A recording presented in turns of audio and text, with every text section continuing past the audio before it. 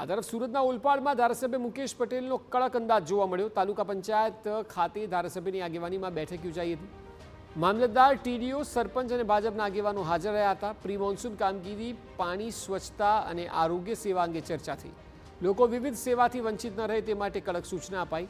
રસ્તા પર કચરો ફેંકતાને 500થી વધુ દંડની ચેતવણી છે।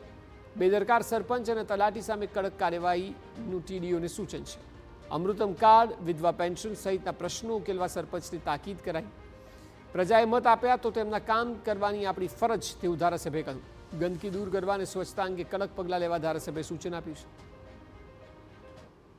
108 ગામની જે સફાઈ કરવાની ટાઉન સાઈડની એની અંદર તમે લોકો બેસીને એક તલાટીના એ હશે એની ઉપર તમે છે ને 7, 8, 10 ગામની ઉપર તમારે એક અધિકારી મૂકો।